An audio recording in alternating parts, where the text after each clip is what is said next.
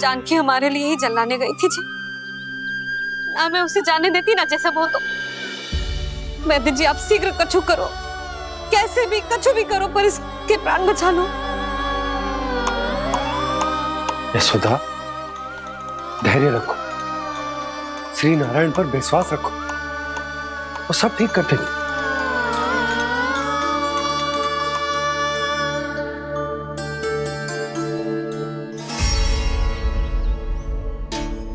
विष की काट की मेरे पास जितनी जड़ी बूटी थी मैंने सब अर्क बना के पिला दी, पर इसकी दशा में अभी तक कोई सुधार नहीं दिख रहा है। यह अंतिम जड़ी बूटी है, अगर इससे भी चमत्कार नहीं हुआ तो फिर जो नारायण की इच्छा।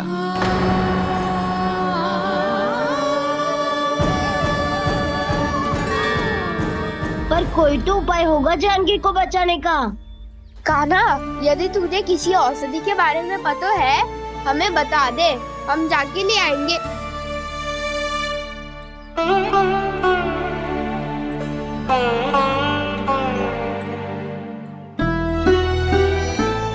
हे नारायण, हे प्रभु, मेरी जानकी के प्राण बचा ले प्रभु। या तो मैं अपने आप को कभी क्षमा न कर पाऊंगी। ये सारी मेरे ही कारण बनाई थी। उसकी रक्षा करो प्रभु, मेरी पुकार सुनो। कान्हा, तूने हमें बत्तासुर से बचाया था ना? और बकासुर से भी तो। और छलिया से भी तो तूने ही बचाया था ना हमें? क्या ऐसा कोई उपाय ना है जानकी को बचाने का? धन्वंतरी,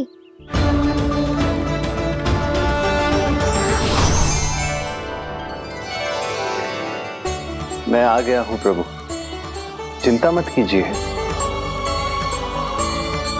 आपके आदेश का पालन अवश्य होगा। यशोदा मैया,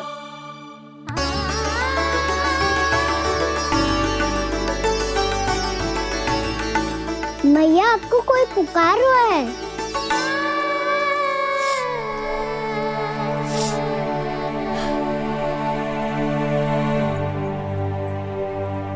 चिंता मत करो मैया, अब धन्वंतरी जी आ गए हैं, वो सब संभाल लेंगे।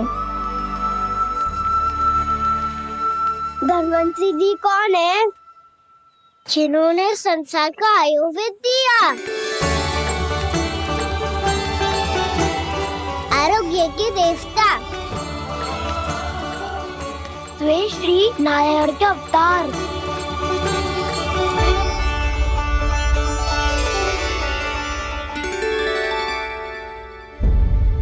मुझे पता चला है कि आपको वेद की आवश्यकता है।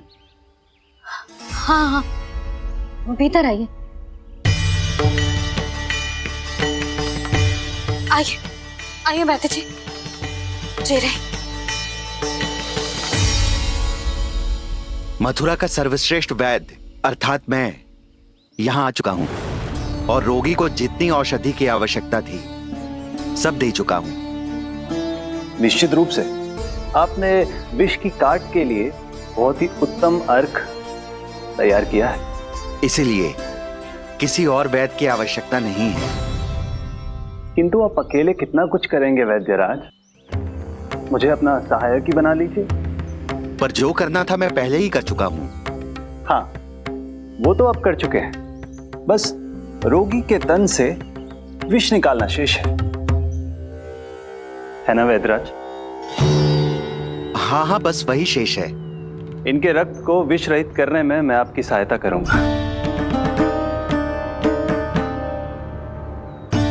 पहले ये संजीवनी मानी जाने वाली इन लाल फूलों की बूटी को भी घिसना है ना?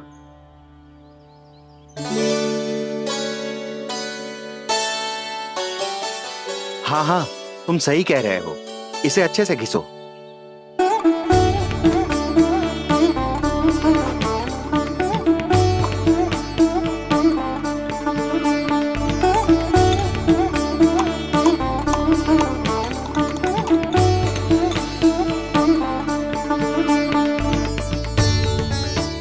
और ये नीले फूलों को भी तो मिलाना है ना।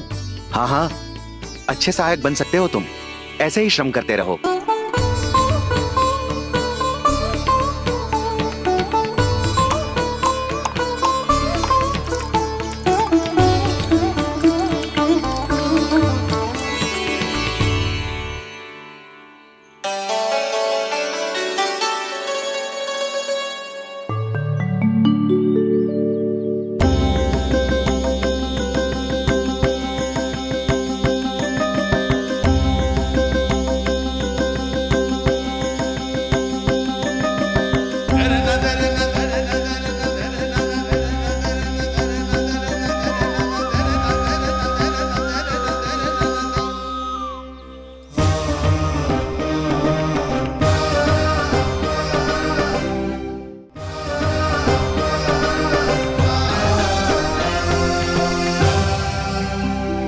जानकी स्वस्थ तो हो जाएगी ना धन्वंतरी जी? धन्वंतरी? प्रभु, अब मैं क्या करूं? आपने तो स्वयं ही मेरी पहचान उजागर कर दी। जी क्या करो कान्हा? आप सब ऐसे क्यों देख रहे हो? मैया कहती है ना, सभी वेद धन्वंतरी जी का ही रूप होते हैं। वाह कृष्णा, चतुर तो हो तुम। वैसे वास्तविक धन्वंतरी मैं हूँ। मेरा अर्थ है वास्तविक वैद्य मैं हूँ। ये तो मेरा सहायक है, मुझे पूरा विश्वास है बिल्कुल ठीक हो जाएगी। वैसे ही थोड़े ना मुझे मथुरा का सर्वश्रेष्ठ वैद्य कहते हैं लोग।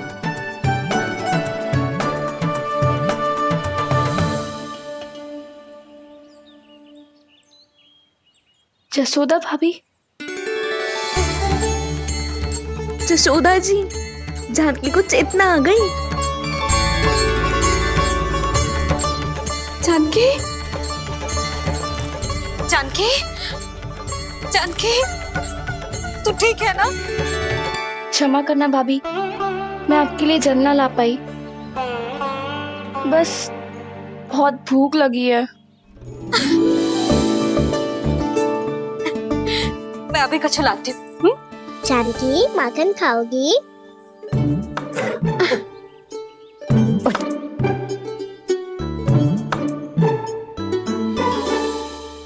आजा, तू ही खिला दे लल्ला।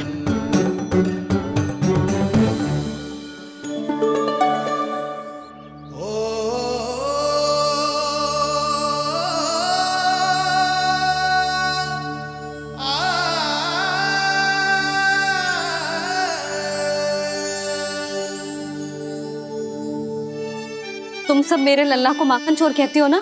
आज देखो, अपना ही माखन जानकी को खिला रहे है।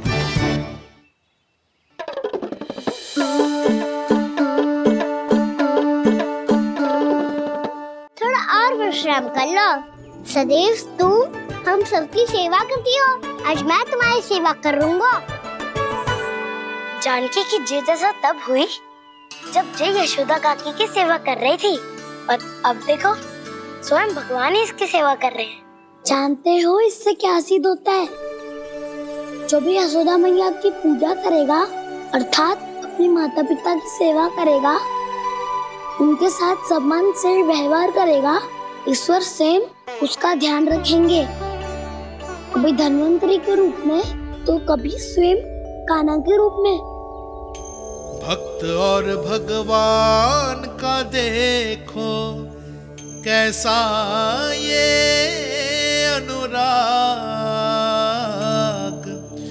स्वयं करे सेवा प्रभु, अद्भुत गोपी का भाग्य। प्रभु इन सब पृथ्वीवासियों से कितना घुल मिल गए हैं। ना तो ये प्रभु को भगवान मानते हैं और ना ही प्रभु अपने आप को इनसे सर्वश्रेष्ठ समझते हैं। अपने आचरण से ये सिद्ध कर रहे हैं कि ये सभी में हैं और सभी इनका ही अंश है।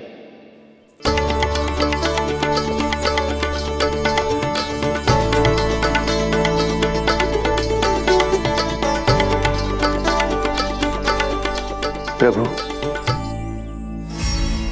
अब मुझे जाने की आज्ञा दीजिए।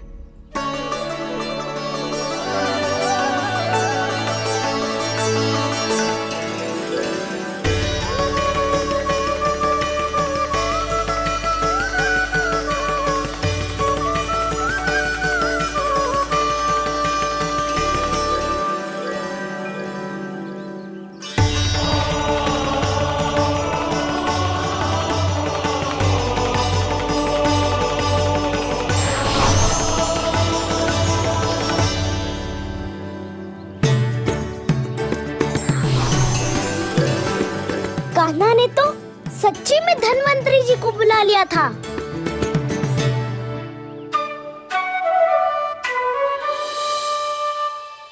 जब से कान्हा का जन्म हुआ है ना, मैं तब से देख रही हूँ, तब से हम पे कोई भी संकट आती है ना, तो अचानक से कोई अपरिचित हमारी सहायता करने आ जाता है, और जाते समय कान्हा की आज्ञा लेके जाते है, और कभी कभी तो इसे प्रभु बोल के जाते है। बाबा संभालो।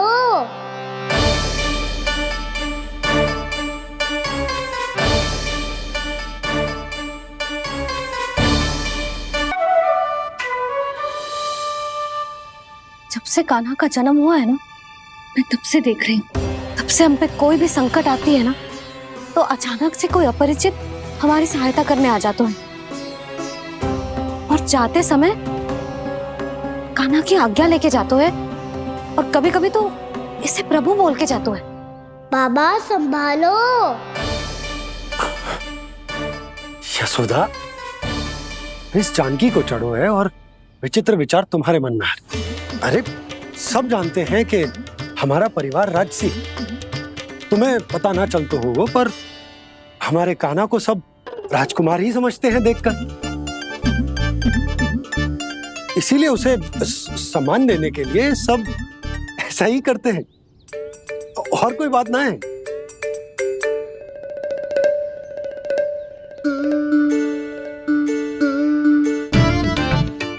अब जे मेरे लल्ला को ऐसे क्यों घूर रहे हैं? बुरी दृष्टि लगाएंगे क्या?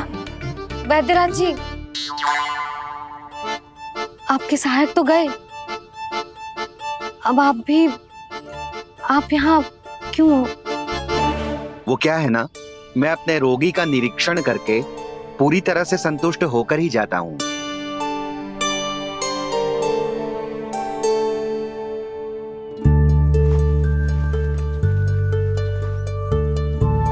हाँ, संकेत तो अच्छे हैं, कल सुबह तक बिल्कुल ठीक हो जाएगी। धन्यवाद वैद्य जी।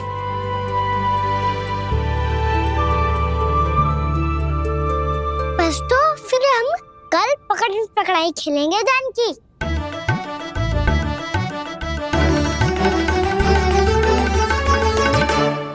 भानु, बंसी, जाकर उस क्षेत्र के चारों ओर बाड़ बनवा दो, और वहां सूचना पट्ट भी लगा देना, ताकि जानकी के साथ जो हुआ है वो किसी और के साथ ना हो। शीघ्र जाओ। जी ठीक है।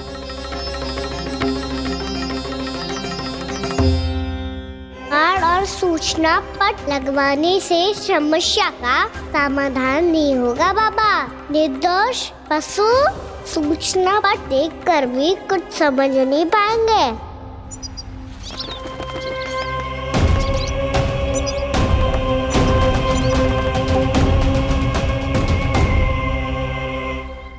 तो तुम्हारे कहने का अर्थ यह है कि व्योमासुर मारा जा चुका है, और वो बालक अब भी जीवित है। हाँ महाराज, मैंने गोप बालकों को कहते सुना था कि कृष्ण ने छलिया को मोक्ष दे दिया है, पर वृंदावन सुरक्षित नहीं है महाराज। वो एक बहुत बड़ी समस्या से जूझ रहे हैं। कैसी समस्या? गांव के निकट क्षेत्र में किसी विषैले सर्प का निवास है। उसके विष का प्रभाव इतना भयानक है महाराज, जैसे विष ना हो, स्वयं हलाहल हो। मेरी कोई भी औषधि रोगी का उपचार नहीं कर पा रही थी। निकट के क्षेत्र में कहाँ है वो सर्प?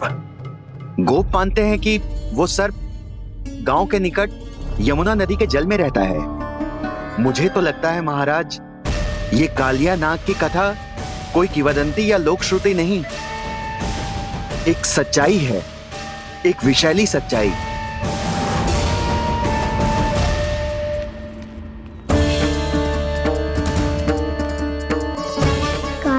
सामना करने का समय आ गया है, पर उससे पहले मुझे बुलाना होगा उन्हें।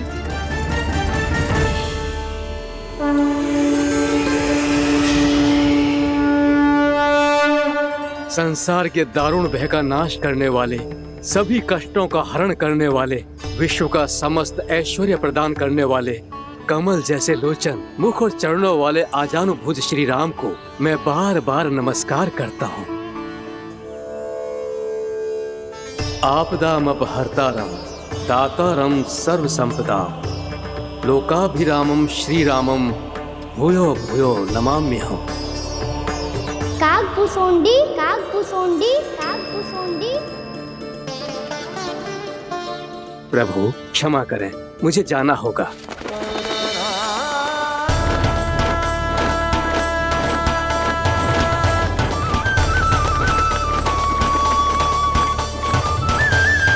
प्रणाम प्रभु। अनेक बार मैं आपके दर्शनों के लिए आया प्रभु। कभी नंद भवन के झरोखों से आपके दर्शन करके चला जाता था, तो कभी दूर किसी वृक्ष की आड़ से आपको निहार लिया करता था। आज आपने स्वयं मुझे बुलाकर धन्य कर दिया प्रभु।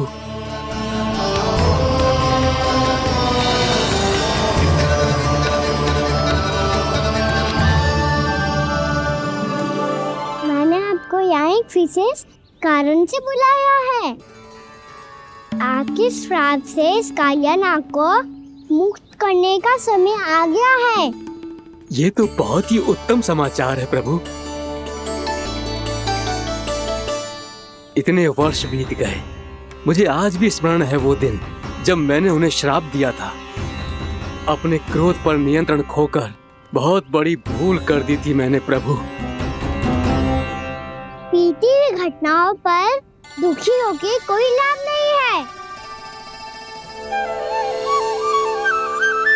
हमें भविष्य की ओर देखना होगा।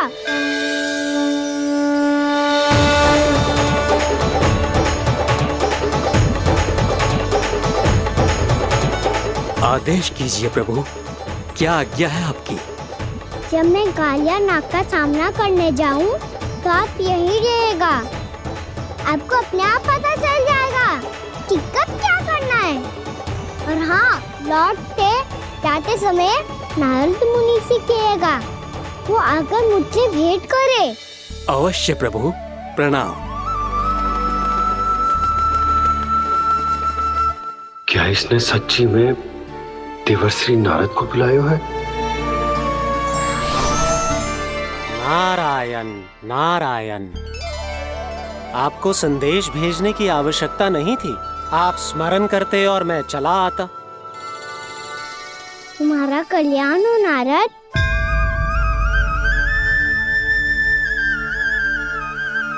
मैंने तुम्हें एक विशेष कार्य के लिए बुलाया है। आज्ञा दीजिए प्रभु। तुम्हें एक बार फिर कंस से भेंट करनी होगी। विचार कीजिए महाराज, क्या आप बिना किसी शंका के कह सकते हैं कि कौन सी पंखुड़ी पहली है और कौन सी आठवीं? उस दुष्ट से भेंट करना स्वयं कीचड़ में उतरने के समान है प्रभु। कमल पुष्प प्राप्त करना हो तो कीचड़ में उतरना पड़ता है नारद। आपका आदेश तो मैं स्वप्न में भी नहीं टाल सकता प्रभु। कंस कालियानाग के बारे में जान गया है, पर वो उसका सामना करने का साहस नहीं कर पाएगा। मैं आतुर हूँ प्राप्ति, मूर्ख नहीं। मेरी बुद्धि फिर नहीं गई है।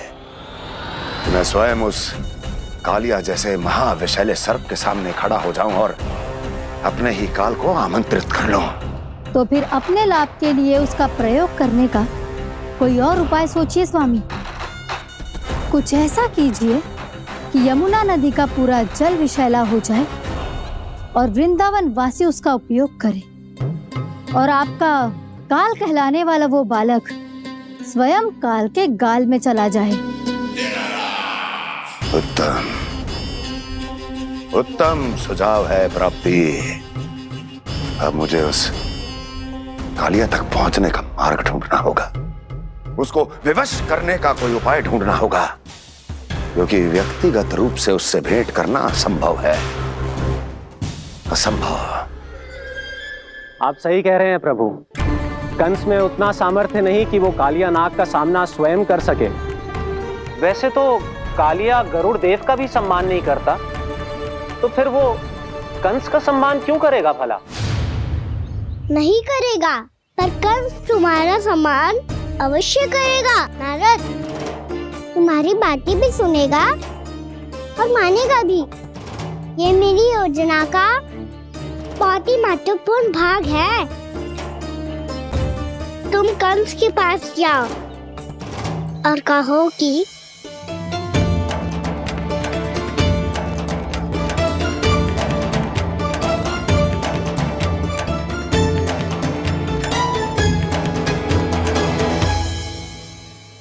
संतान अपने माता पिता को तीर्थ का सौभाग्य दिलाती, और मेरा लल्ला कितना महान कि उसने हमारे घर को ही तीर्थ बना दिया। ऐसा तीर्थ जहां मेरी आंखों के सामने भक्त और भगवान का मिलन हो रहा है। जो आज्ञा प्रभु।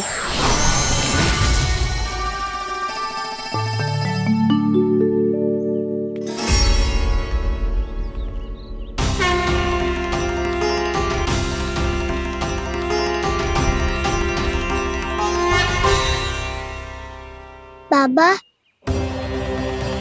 कान्हा, ये सब क्या चल रहा है? पहले काग भुसुंडी जी और फिर जे नारद जी। क्या योजना बना रहे हो तुम? कान्हा, बताना लल्ला, क्या सोच रहे तू? कान्हा देख, अगर तुझे अपने बाबा को ना बताना हो ना, अपने भक्त को बता दे। क्या सोच रहे हो लल्ला?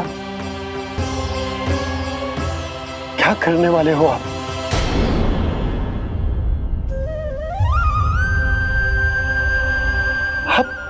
आप इतने दुखी क्यों हो? कान्हा, कान्हा, क्या होगा? क्योंकि मुझे आभास हो गया है बाबा, समय आने वाला है। कौन सा समय आने वाला है लल्ला? शीघ्र ही सब कुछ बदलने वाला है। भैया को मेरा सत्य पता चल जाएगा बाबा।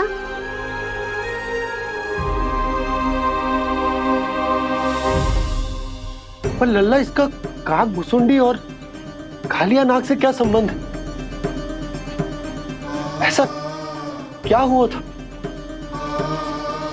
और क्या होने वाला है?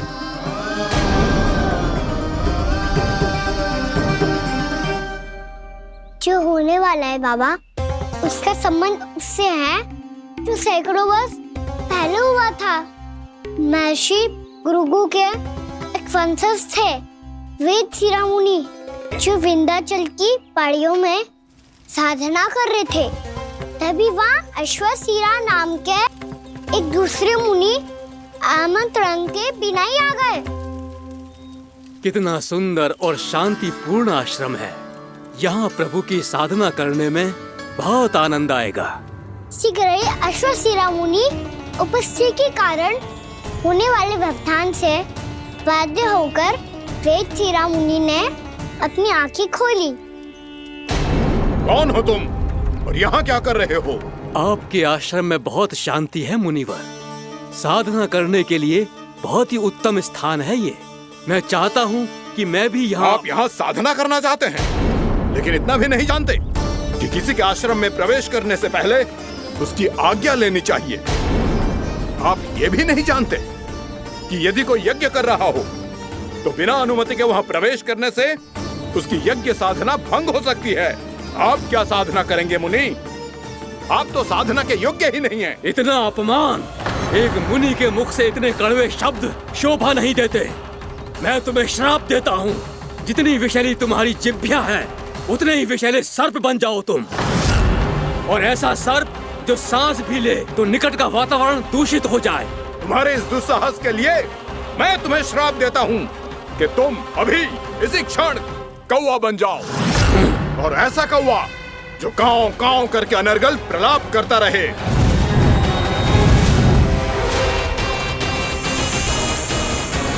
ये मैंने क्या किया? ये मैंने क्या किया? क्रोध के कारण दोनों ने एक दूसरे को श्राप दे दिया। पर दोनों ही मेरे भक्त हैं और भगवान होकर मैं अपने भक्तों को इतनी कठिनाई में कैसे देख सकता था।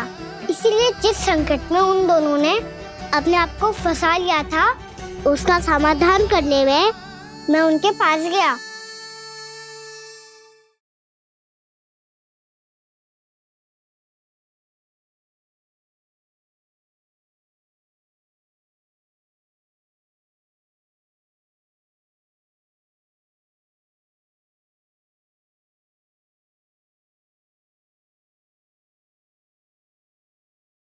तंग करे मैया को खिजाए, खेले रूठे मनाए।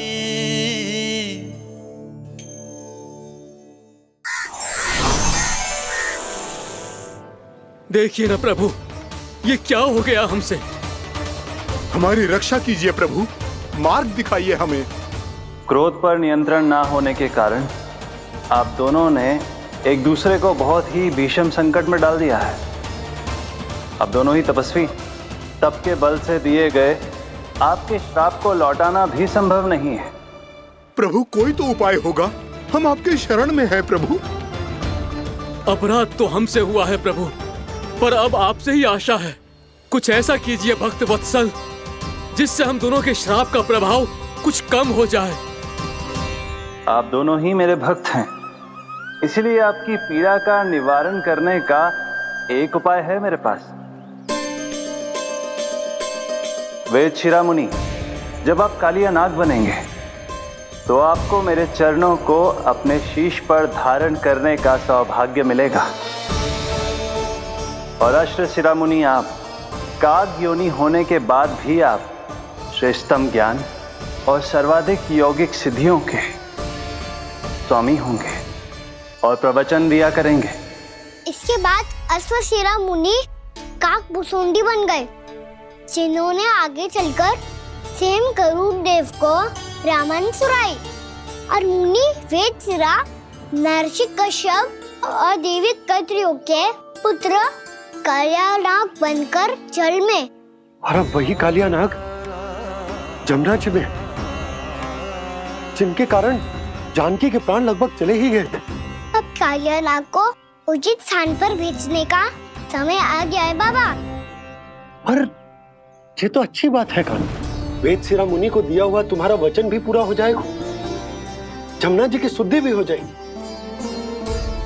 इस सब के बाद भी तुम दुखी क्यों हो?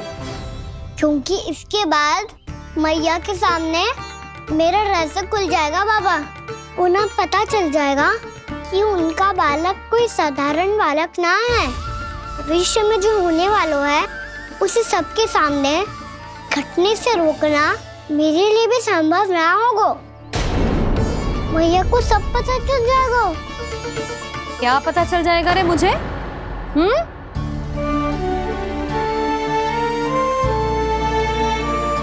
यही कि सबसे अधिक प्रेम मैं आपसे ही करता हूँ। अब बस भी कर, चलो भोजन के लिए बुलाने आई थी तुम दोनों को। भूखा थोड़े ना रहने दूंगी अपने लल्ला को, मेरा लल्ला दुर्बल हो जाएगा ना। आप खिलाओगे तो ही खाऊंगा। हाँ ठीक है, मैं ही खिलाऊंगी। अब चल, आओ जी चल।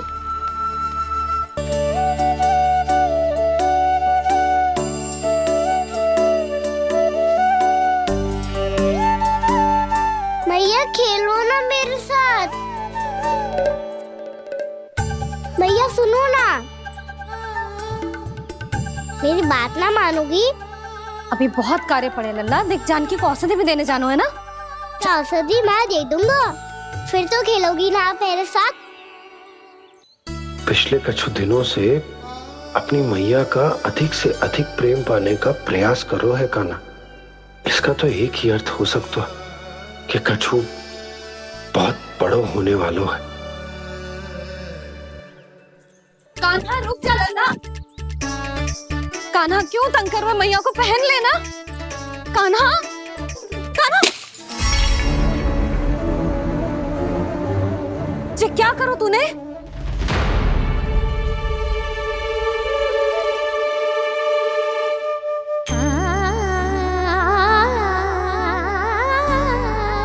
अच्छा ठीक है, अब मुंह लटकाने की आवश्यकता ना है।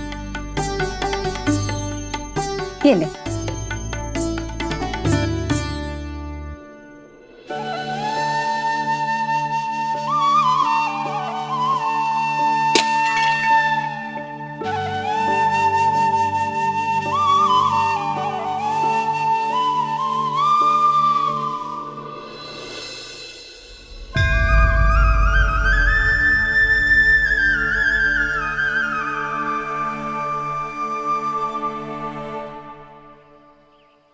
तंग करे मैया को खिजाए, खेले रूठे मनाए, लीला अनोखी करके शरारत, कान्हा दंड भी पाए।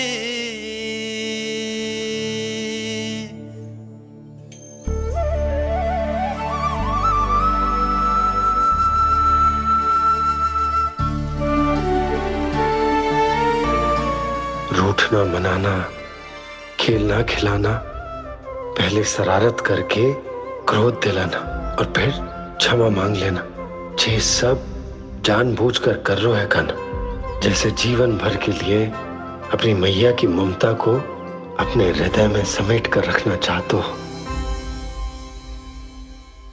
कैसे कैसे करूं उस कालिया से मित्रता, कैसे करूं उसका उपयोग?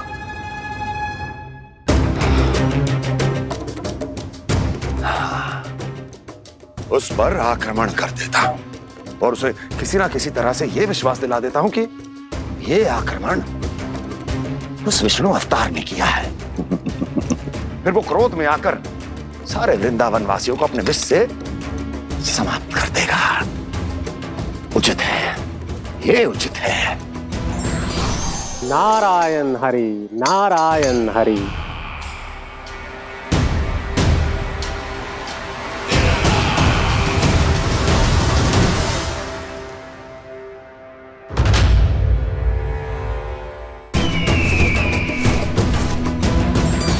नारायण हरि, नारायण हरि।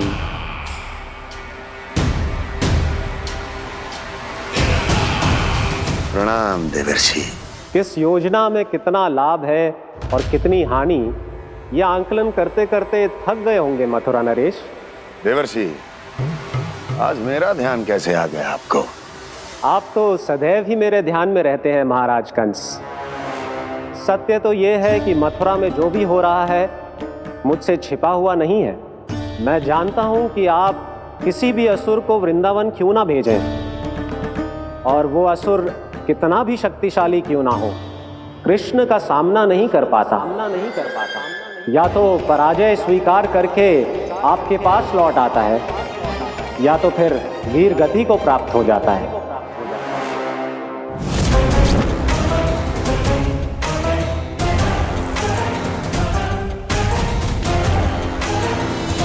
वाह, मुझे मेरी असफलताएं स्मरण कराने आए हैं, मेरे घाव को खुरेदने आए हैं, उन पे नमक छिड़कने आए हैं। मित्र को शत्रु समझने की भूल मत कीजिए महाराज कंस। मैं तो आपकी सहायता करने आया हूं। हाँ, और मेरी सहायता। कृष्ण विष्णु अवतार है, आप विष्णु के भक्त हैं। मैं हूं विष्णु द्रोही, फिर भी तो आपके आराध्य को हानि पहुंचाना चाहता है, उसकी सहायता करना चाहते हैं आप। क्या आप निश्चित रूप से कह सकते हैं कि आप ब्रह्मांड के सभी नियमों को अच्छी तरह समझते हैं? अवश्य। आपके लिए बस इतना ही जानना पर्याप्त होगा कि मैं जो कुछ भी कर रहा हूं उसके लिए मेरे व्यक्तिगत कारण हैं। मैं तो बस आपके हित में पिछली बार की तरह एक सुझाव लेके आया था, पर यदि आप मेरा सुझाव सुनना भी नहीं चाहते तो आपकी इच्छा। नारायण हरि, नारायण हरि। कारण चाहे जो हो, इनके पिछले सुझाव के कारण ही आज मेरे शत्रुओं की संख्या कम है। अन्यथा मैं देवकी के अन्य पुत्रों को भी जीवित छोड़ देता, और आज वो सब अपने भाई के साथ मिलकर उसकी शक्ति को अनेक गुना बढ़ा देते हैं। ठहरिए देवऋषि।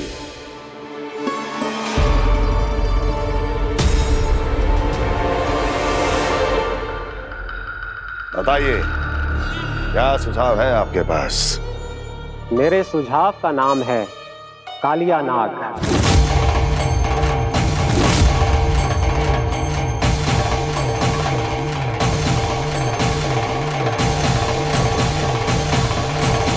उसके विषय में मैं जानता हूं देवऋषि। तो समस्या यह है कि मैं स्वयं उससे मिलने नहीं जा सकता, उससे भेंट नहीं कर सकता।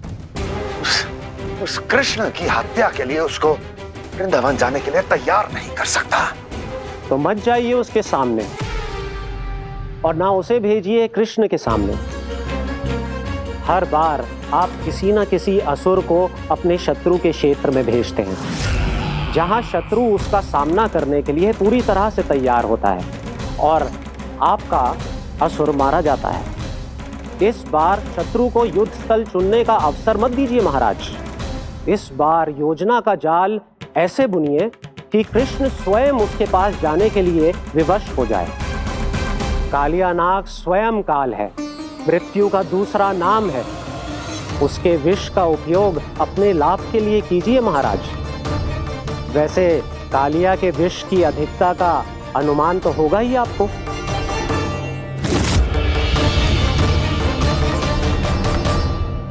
एक बार जो उसके क्षेत्र में पहुंच गया, फिर उसके विष से बचना असंभव है। उचित सुझाव है देवर्षि, उचित सुझाव है। देवर्षि, उस छलिया विष्णु की भक्ति करते करते आप भी उसके रंग ढंग सीख गए हैं। उचित है, उचित है।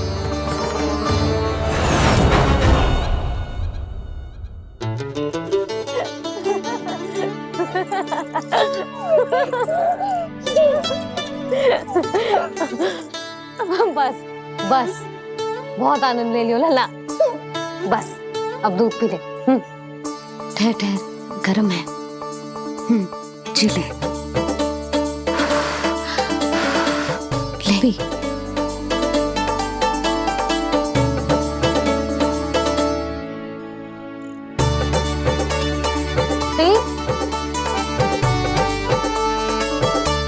मैं ना होती तो ना जाने क्या हो तो तेरा। अपने आप दूध भी ना पी सकते है, भावला कहीं का। आपकी इस प्रेम के लिए तो मैं धरती पे आया हूँ मैया।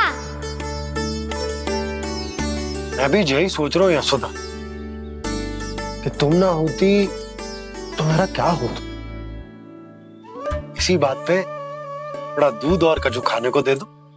अरे मैं तो भूल ही गई। तनिक ठहर जाओ जी, दूध पी लेना तो आपके लिए भी कछु ले आती हूँ।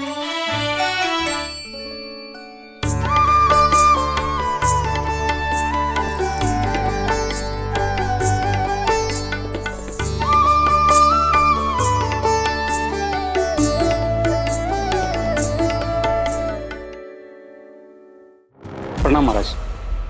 आपकी आज्ञा के अनुसार बिल्कुल वैसा ही पत्र तैयार किया है जैसा आप चाहते थे।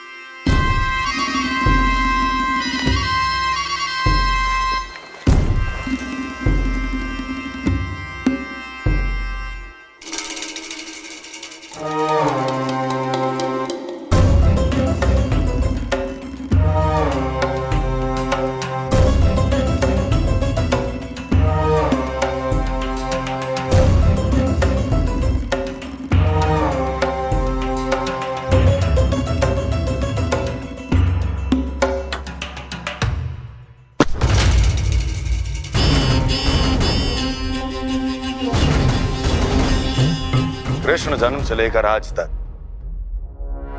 ये मेरी सबसे महत्वपूर्ण योजना है। इसका सफल होना निश्चित है दूत, किंतु केवल वही करना जैसा मैंने कहा है। जाओ।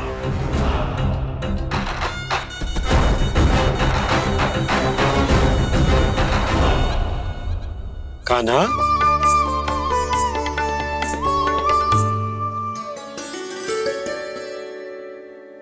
क्या होगा? बाबा, मैं चाहता हूँ कि मैया की स्वमता क्रिस्टल फ्रेम की वर्षा मुझ पे सरतेव ऐसे होते रहे। वो तो होती रहेगी लल्ला। अपने लल्ला के लिए किसी मैया का प्रेम कभी कम हो सकता है भला?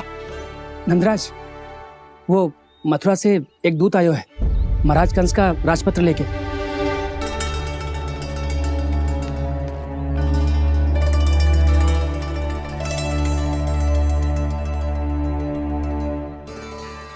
कान्हा, अब क्या करने वाला है?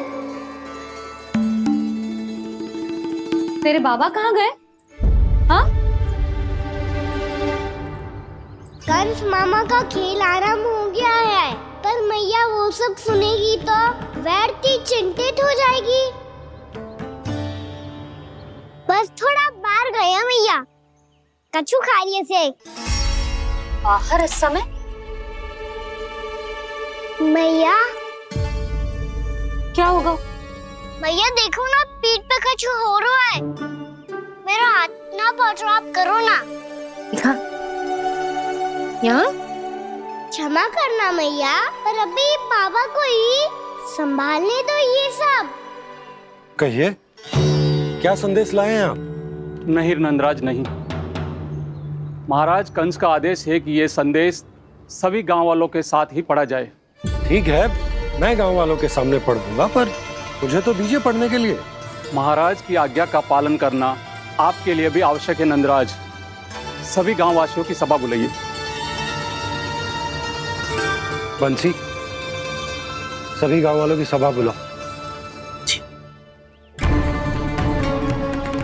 राजपत्र में ऐसा क्या संदेश भेजो है कंस ने? अब मेरे पत्र को पढ़कर सब भौचक के रह जाएंगे। और वो कृष्ण, उस कृष्ण के पांव के नीचे से तो भूमि खिसक जाएगी, आकाश फट पड़ेगा, बिजलियां गिर जाएंगी। प्राप्ति, ओ प्राप्ति, कंस का पत्र। स्वयं को बहुत अधिक शक्तिशाली समझता है ना वो। अब देखता हूं कैसे वो इस महासंकट का सामना करता है।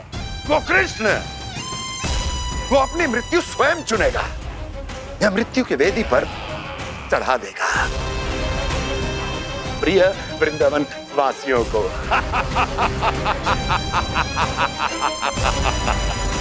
अब आएगा आनंद प्राप्ति, अब आएगा आनंद। सबको इकट्ठा करवा के ही पढ़वाएगो। अवश्य ही कोई विशेष संदेश दिया होगा कंस ने। मैं भी यही सोच रही हूँ सुलक्षणा जी, कछु ना कछु तो विशेष है, पर जे हो क्या सकता है? हाँ, बात तो सही है। ऐसा क्या हो सकता है? सभी गांव वासियों के सामने कहा जाए, कछु तो विशेष अवश्य लग रहा है। बाहर तक कोलाहल क्यों हो रहा है? मैया, मैया, अब क्या होगा? मैया देखो ना, सर पे कछु हो रहा है। लल्ला, नारायण ने तुझे हाथ दिए हैं ना? पीठ की बात अन्य थी। अपने सिर की सेवा स्वयं कर। सर पे तो हाथ पहुंच रहा है ना?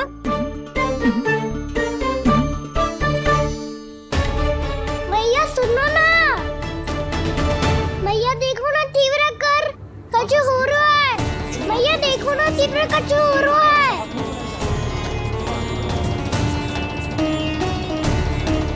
सब लोग आ चुके हैं, अपना संदेश सुनाइए आप। गोपराज नंद और सभी वृंदावन वासियों को सूचित किया जाता है कि मथुरा अधिपति और आप सभी के महाराज कंस ने कल सुबह भव्य पूजा का आयोजन किया है। इसके लिए राज्य को वृंदावन के क्षेत्र के निकट यमुना नदी के मध्य में खिलने वाले 1 कोटि कमल के पुष्पों की आवश्यकता है। इसीलिए आप सभी को यह आदेश दिया जाता है कि ये सभी कमल के पुष्प प्रथम पहर से पहले राजसभा में पहुंचा दिए जाए। 100 सारे वो भी प्रथम पहर से पहले कैसे हो सकते हैं? यदि आप ऐसा करने में असफल रहे तो इसे राज आज्ञा का उल्लंघन माना जाएगा और राजद्रोह के आरोप में आप सभी को कड़े से कड़ा दंड दिया जाएगा। स्मरण रहे, यदि कल की पूजा में इन 1 कोटि कमल के पुष्पों का ना पहुंचने के कारण कोई व्यवधान आया तो समस्त वृंदावन वासियों को दोषी माना जाएगा और पूरे गांव को निवासियों सहित धूल में मिला दिया जाएगा। कल प्रथम पहर तक का ही समय है आप सबके पास।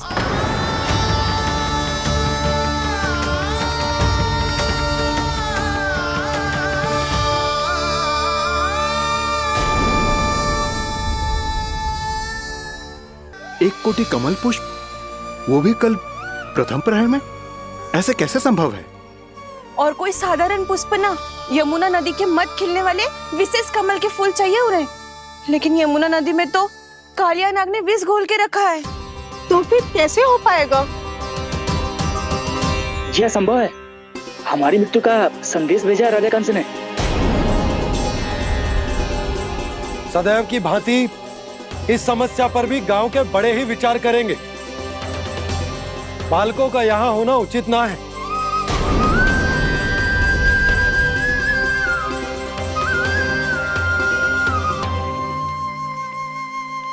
लल्ला, ले जे गेंद ले, जा अपने सखाओं के साथ खेल। सुबह उज्जवल, मधुमंगल वसंता, देखो भैया ने क्या दिया है। चलो खेलें, बहुत आनंद आएगा आज।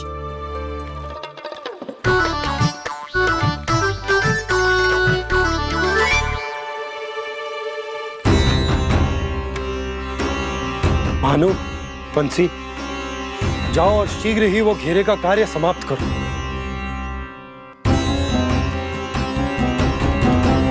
पर कछु ना कछु तो करना पड़ेगा ना। पर हम कर ही क्या सकते हैं? पुष्प लाने को और कोई उपाय है भी तो ना। मैं चला जाऊंगा जमुना जी में। वैसे भी मेरे जीवन के कितने दिन शेष बचे हैं। गांव के लिए, समाज के लिए कुछ करके मरूं, तभी तो शांति मिलेगी। ना काका, यदि आप उस विषैले जल में छलांग लगा भी दोगे, किंतु 1 कोटि कमल पुष्प एकत्रित कर पाना आपके लिए संभव ना है। इससे अच्छा है कि मैं चला जाऊं। यदि मैं मर भी गया तो मेरे पीछे रोने वाला कोई ना है। किसी को कहीं जाने की आवश्यकता ना है। गोप नरेश होने के नाते ये मेरा कर्तव्य है कि मैं आप सबकी रक्षा करूं। नंदराज, आपको जाना है तो जाओ। हरिया, काका, भैया सब चले जाओ। लेकिन आपको पता है वहाँ का जल कितना विषैला है। आप लोग एक क्षण भी जीवित नहीं रह पाओगे। फिर कैसे इकट्ठा करेंगे 1 कोटि कमल पुष्प? आप बात तो सही कह रही हैं शांति। उस दुष्ट कंस ने ऐसी मांग रख के हम सबको फंसा दिया। हम में से कोई भी क्यों ना चला जाए और इस संकट का समाधान ना निकले को। कान्हा, बताना कौन सा खेल खेलें? गेंद पकड़ खेलते हैं। पर एक बात सुन लो सब, कोई भी तीव्र गति से ना फेंकेगा गेंद को। भैया ने स्वयं बनाई है मेरे लिए। सब तैयार हो?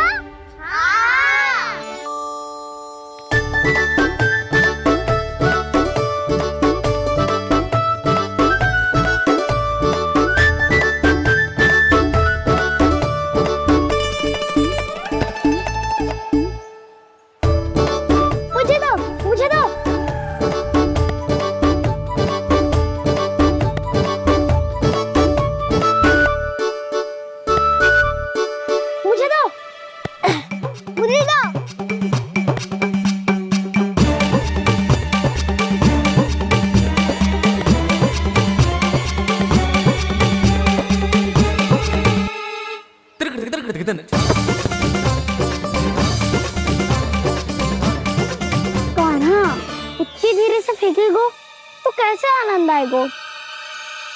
थोड़ा बल लगा के फेंक। हाँ कान्हा, हम अभी बड़े हो गए हैं, तू अब भी छोटे बालकों की तरह फेंक रहे है।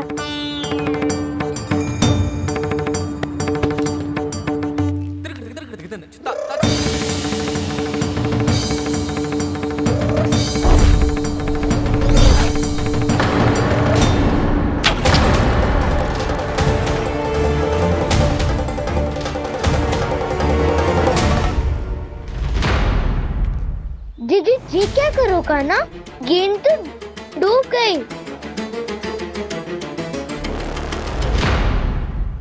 अच्छा, तो ये सब इसकी योजना का भाग था ताकि ये कालिया का सामना कर पाए। तुम सबने तो कही थी तीव्र गति से देखो सिखवा दी ना मेरी गेम। मुझसे नदी में अब मुझे जाके लानी पड़ेगी। रुक जा कान्हा। जी क्या बोल रहे थे कान्हा? इसमें तो बहुत संकट है। कोई भी संकट मेरी मैया का उपहार खोने से बड़ा ना है। बहुत प्रेम से बना के उन्होंने दी थी। हे नारायण, कोई उपाय समझ में ना आ रहा है। भैया, हम कैसे करेंगे हम अपने गांव की रक्षा? कीड़े पड़ेंगे उस दुष्ट को। यदि उसके कारण किसी के प्राण चले गए तो कौन सा फल मिलेगा उसे इस पूजा का? तुम सही कह रही हो यशोदा। हमारे पास कोई और दूसरा विकल्प भी तो ना है। यदि हमने मथुरा की राज आज्ञा का पालन ना किया तो इसका दुष्परिणाम पूरे गांव को भुगतना पड़ेगा।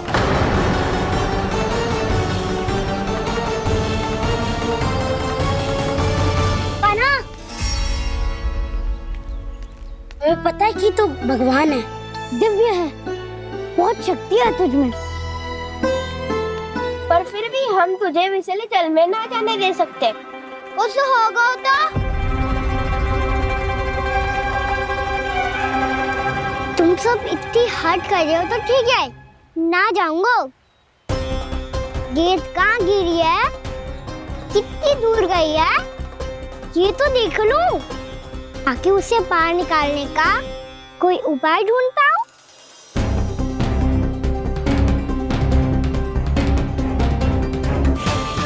हाँ।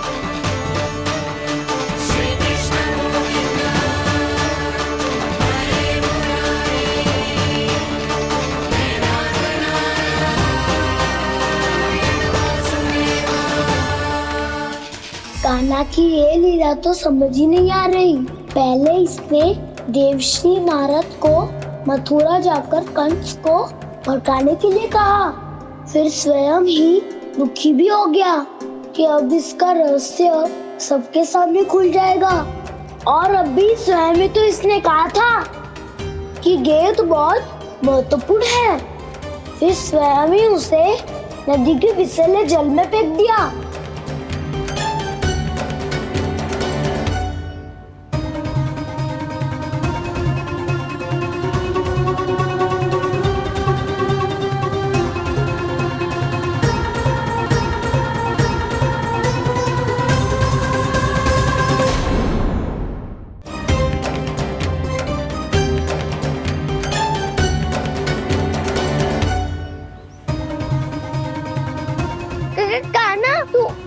ऊपर क्यों चढ़ रहा है? अरे ऊंचाई से देखूंगा तभी तो गेंद दिखेगी।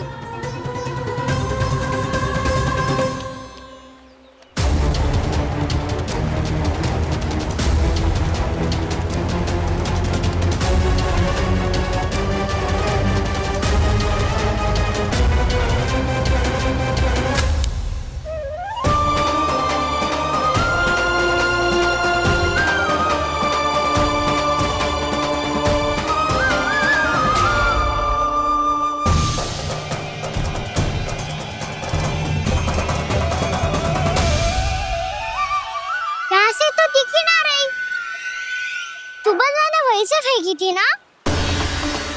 ना वहाँ से फेंकी थी। कहाँ से? नहीं कहा ना वहाँ से। समझ ना आ रहा, ठीक बताना कहाँ से फेंकी थी?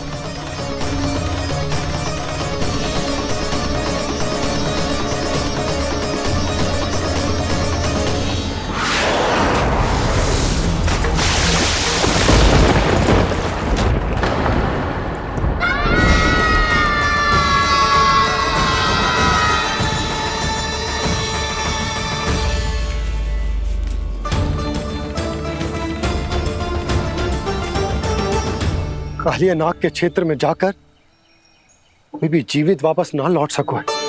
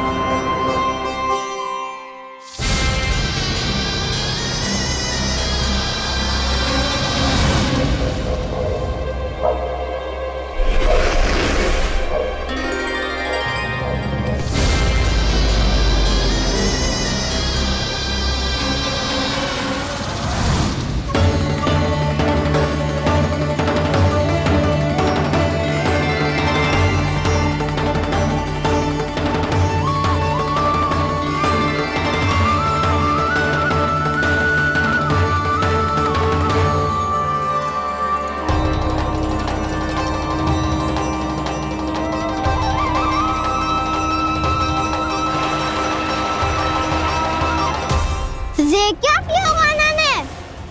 कालिया नाग तो उसे देखते ही निकल जाएगा।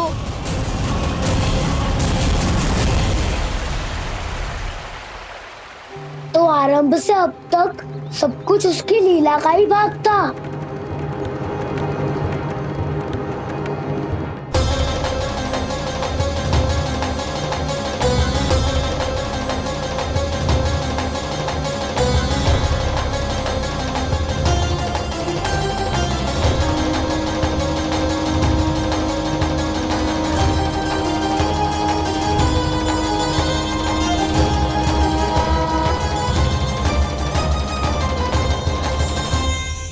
इतना सुंदर रूप, मनमोहने वाली मुस्कान, अद्भुत तेज और भगवान जैसी दिव्यता। कौन हो तुम? हाँ, तुम्हें देखकर तो हम सब सम्मोहित ही हो गए।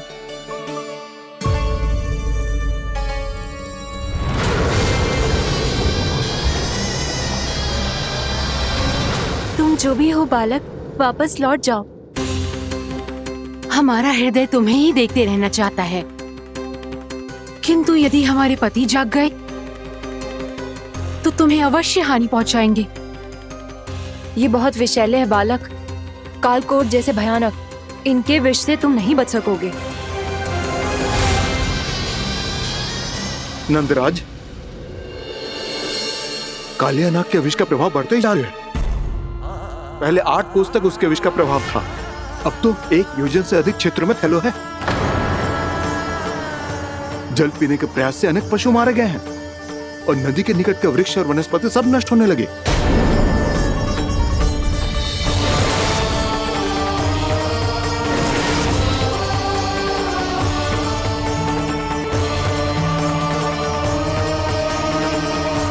इनके विष की तीव्रता इतनी अधिक है बालक कि इनके संपर्क में आने वाले को तड़पने का भी अवसर नहीं मिलता। इनके विष की अग्नि क्षण भर से भी कम समय में प्राणवायु को जलाकर राख कर देती है।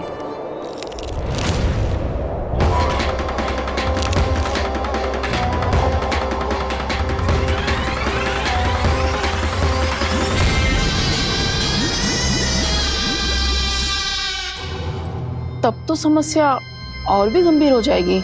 मैंने तो सुनो है कि कालिया नाग कम से कम 2 योजन लंबा है, सैकड़ों फन है उसके।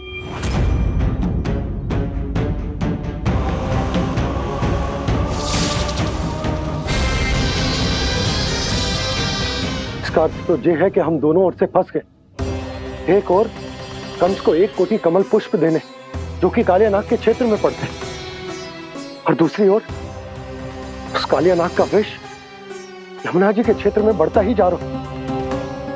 इसके कारण हम ही नहीं, निर्दोष पशु पक्षी भी संकट में। इन दोनों समस्याओं का एक ही समाधान है, उस कालिया नाग का सामना करना। और ये ना समझ आ रहा कि हम ये करेंगे कैसे, क्योंकि ये बात साधारण मनुष्य के बस की ना है। हमारे लिए ये असंभव है।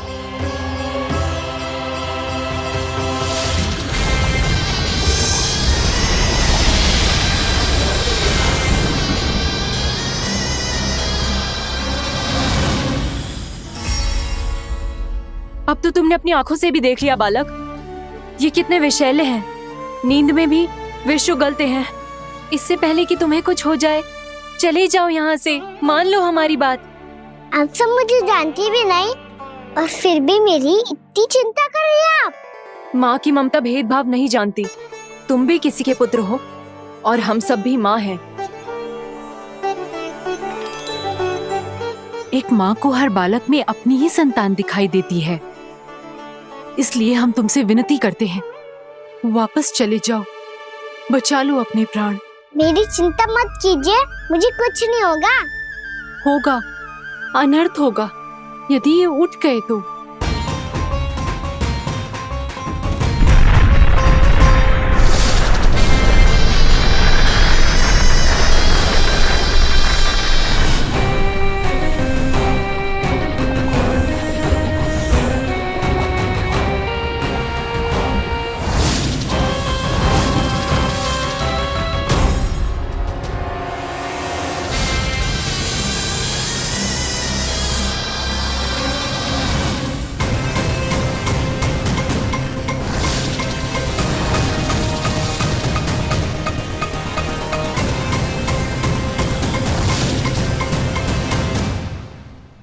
सामने होते हुए भी अपने इश्क को केवल वही देख सकता है जो अपना अभिमान त्याग चुका हो। पर पूर्व जन्म में मेरा भक्त होने के नाते मेरा सत्य स्वरूप देख पाने में मुझे इसकी सहायता करनी चाहिए।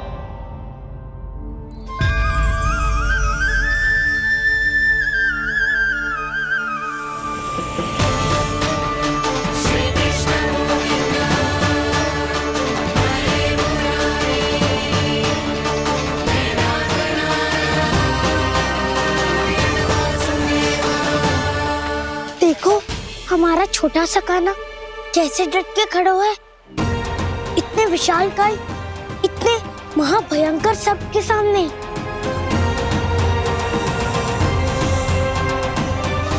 ये कोई भगवान नहीं है जो इसके सामने हाथ जोड़ रही हो तुम सब।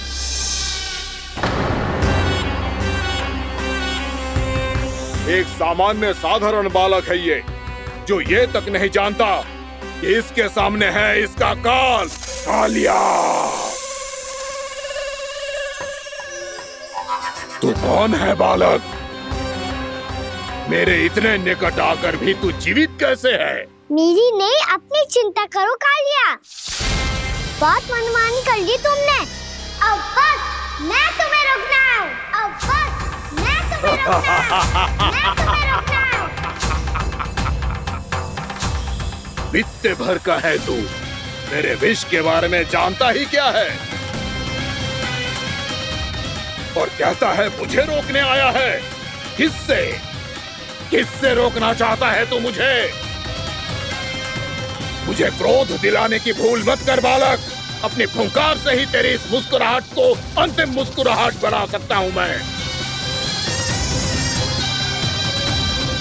शीघ्र बता, कौन है तू और किसने भेजा है तुझे?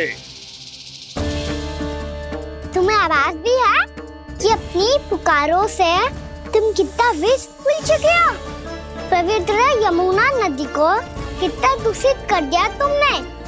और यही नहीं, तुम्हारे कारण निकट के जीव जंतुओं, वृक्ष, वनस्पतियों सबको हानि पहुंच रही है। तो क्या? मुझे उससे क्या? मुझे है आपत्ति है मुझे तुम्हारे इस व्यवहार से, और इसीलिए तुम्हें यहाँ से जाना होगा, यहाँ से जाना होगा।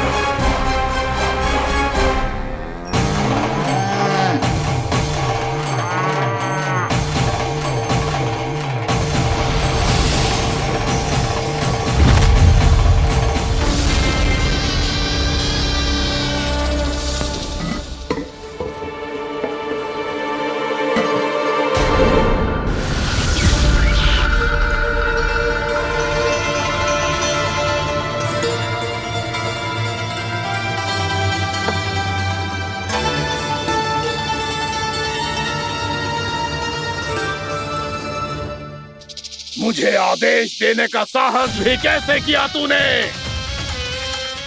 इस क्षेत्र को मैंने अपना राज्य बनाया है, मेरा परिवार रहता है यहाँ, और तू मुझे यहाँ से जाने के लिए कह रहा है? हाँ, क्योंकि तुम्हारे यहाँ रहने के कारण अन्य जीवों को हानि हो रही है और मैं ऐसा नहीं होने दे सकता। मैं तो बस वही कर रहा हूँ जो एक सर्प का स्वभाव है। विष फैलाना स्वाभाविक है मेरे लिए,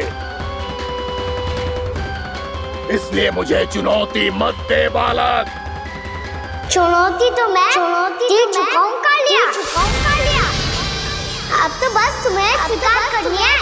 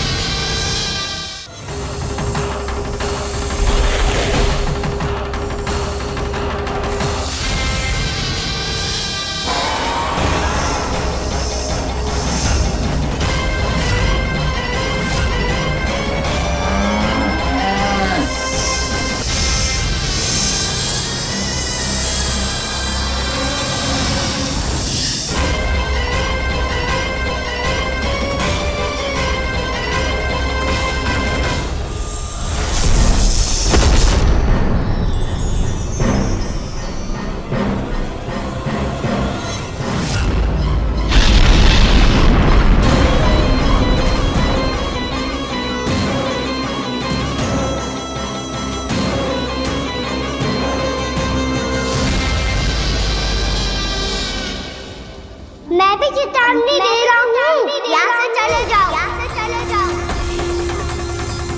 अपनी भूल को पहचानो कालिया, तुम जो कर रहे हो अनुचित है।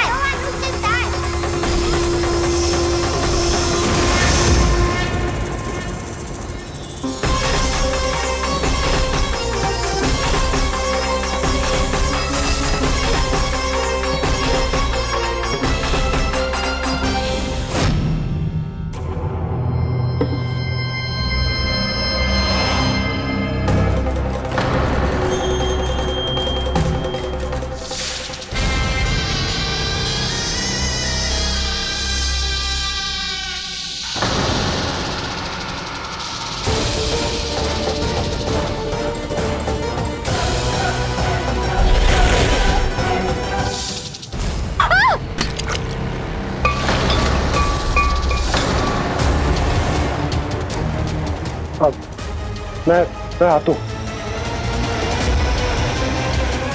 क्या हो गया सुधा? मुझे आवाज हो रहा है जी, कछु ना कछु गड़बड़ है। यशोदा, जो समस्या हमारे सामने है, हम सभी उसका समाधान खोजने में जुटे। तुम विश्वास करो, मैं कोई ना कोई समाधान अवश्य ढूंढ लूंगा। हम कैसे भी करके वो कमल के पुष्प उस कंस तक पहुंचा देंगे।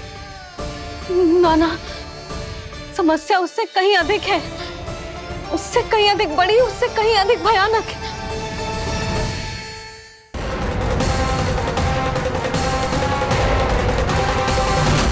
विस्की ये बूंद से ही सबके प्राण चले जाते हैं। इसने तो विस्की धारियां फेंकी है खाना पे। कान्हा कैसे बच्चे को अधिक विष से? इसका विष तो क्या, ये सर स्वयं भी छू तक नहीं पाएगा हमारे कान्हा को।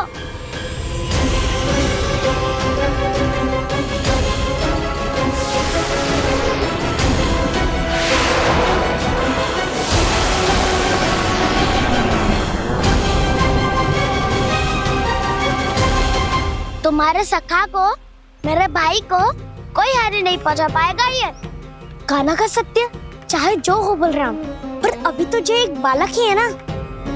देखो कैसे विष के कारण स्थिर हो गया है।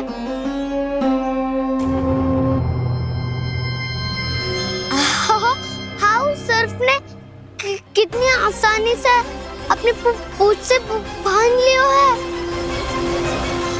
मुझे यहाँ से भगाना चाहता था ना तू? अब मैं तुझे दिखाऊंगा अपना सामर्थ्य। ये मूर्ख किसे बांधना चाहता है अपनी पूंछ में? उन्हें जिनका विस्तार सारे ब्रह्मांड में है, या उन्हें जो स्वयं अनंत है? पर देवराज, प्रभु ऐसा करने ही क्यों दे रहे हैं कालिया को? आप सब भूल रहे हैं देवगण, कालिया पूर्व जन्म में प्रभु का बहुत बड़ा भक्त था। उसी भक्ति का फल मिल रहा है अब इसे। वैसे भी भक्तों के मन का भाव सबल हो तो भगवान तो सहज ही बंध जाते हैं।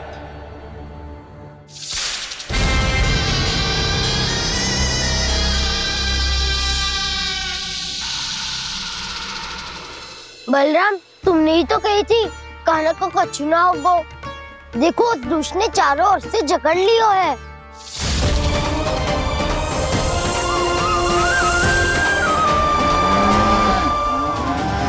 ये क्या कह रही हो तुम? जसोदा जी, क्या हुआ? घबरा क्यों रही हो आप? सुलोचना, मुझे आभास हो रहा है कुछ बहुत बड़ी अनहोनी हो गई है।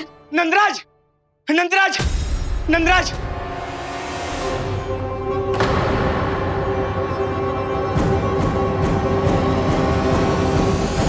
नंदराज, कान्हा ने जमदग्नि नदी में छलांग लगा दी है। कान्हा ने जमदग्नि नदी में छलांग लगा दी है। कान्हा ने जमदग्नि नदी में छलांग लगा दी है। कान्हा जमुना में कूद गया है। मुझे लगा था आज कछु गड़बड़ होने वाली है। मुझे आज कान्हा को ना जाने देना चाहिए था।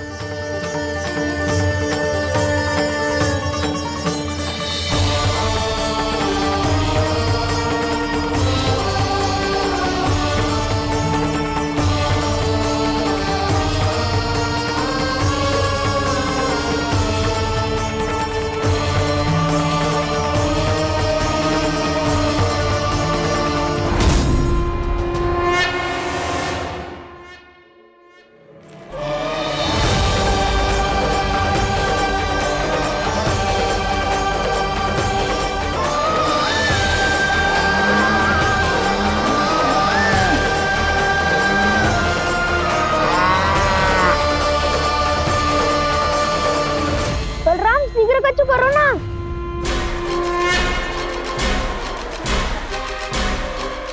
कछु भी करो पर कान्हा को बचाओ। नाग बहुत भयंकर है। कान्हा अकेले ना संभाल पाएगा इसे।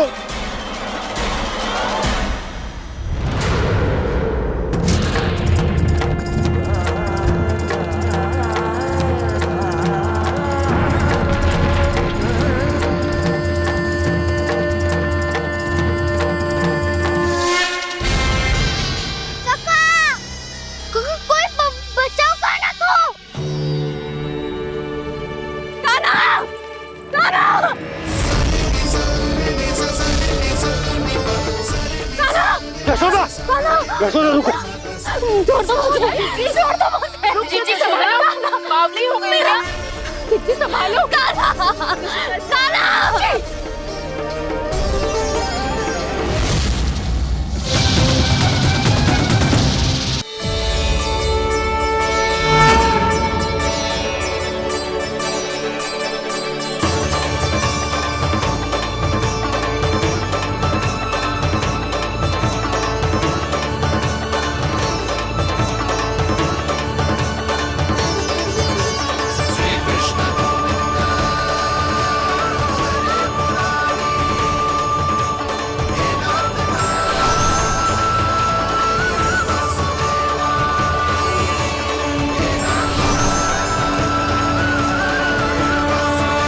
कुछ वरन आया हुआ मसूर।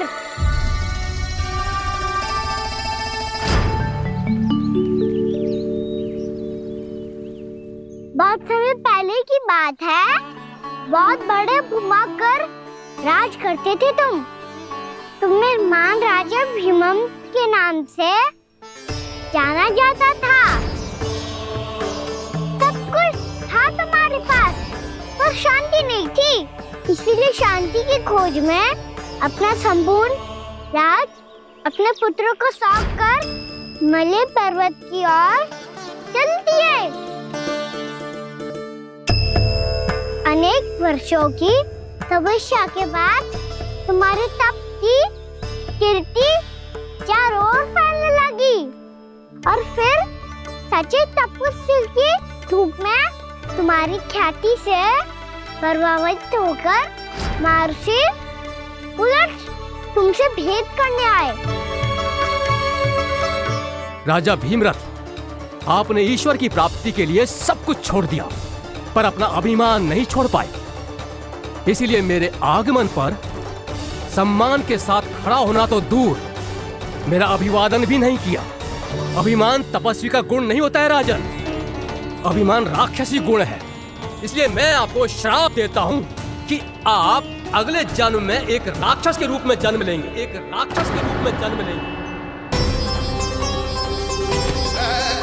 मुझे क्षमा कर दीजिए महर्षि, मैंने जानबूझकर आपका अपमान नहीं किया है। मैं तो यहाँ पर शांति की खोज में आया था। अपने भीतर के संसार में गहरे सोच विचार में डूबा हुआ था मैं। मुझे क्षमा कर दीजिए महर्षि, मुझे क्षमा कर दीजिए। अपनी भूल का आभास प्रायश्चित की ओर पहला पग होता है। मैं अपना श्राप तो वापस नहीं ले सकता, परंतु आपको एक वचन अवश्य दे सकता हूं। जब भी प्रभु नारायण का अवतार होगा, आपको उचित समय पे वो वरदान देंगे जिसकी आप लंबे समय से प्रतीक्षा कर रहे हैं।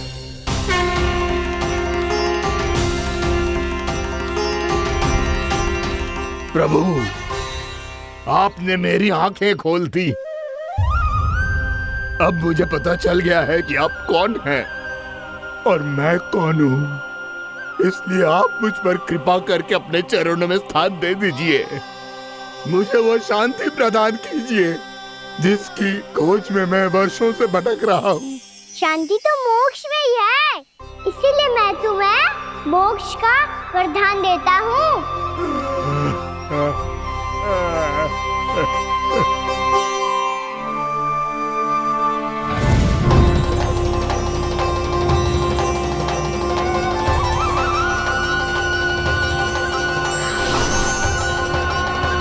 प्रभु की ये लीला सदैव स्मरण रखी जाएगी। इस स्थान को इनका आशीर्वाद मिलेगा और इस कंदरा को व्योमासुर की कंदरा के रूप में पहचाना जाएगा। भविष्य में अनेक ऋषि मुनियों की शरण स्थली बनेगी ये कंदरा। दीदी, ये कोई साधारण बालक ना है। ऐसा चमत्कार कोई साधारण बालक थोड़ी ना कर सकते है। तुम सत्य कह रहे थे बलराम, गाना सच्ची में भगवान ही है, तभी तो सब देवता इसे बसाने और इसकी ओर से युद्ध करने आते हैं। तुम सब ऐसे आंखें फाड़ के क्यों देख रहे हो मुझे?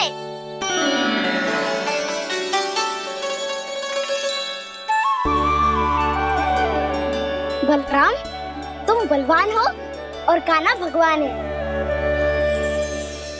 दूर दूर तक कोई दिखाई न दे रहा है। ना जाने किस हाल में होंगे बालक। कहीं हम ही तो मार्ग ना भटक गए शीघ्रता के चक्कर में। अब तो एक पग भी ना चलो जा रहे हो। जल, किसी के पास जल है क्या? कंठ तो मेरा भी सूख रहा है मौसी।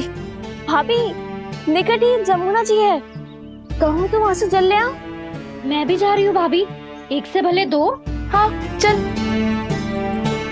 शीघ्रता से आओ। हाँ।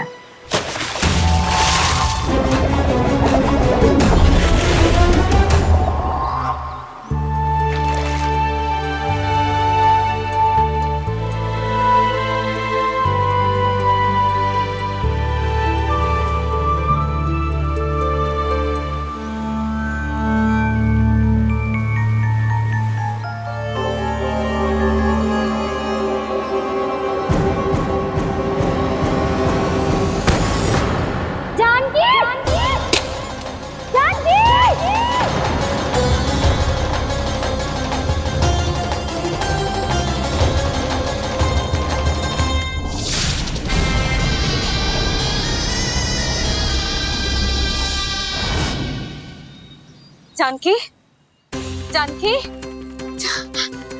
क्या होगा इसे?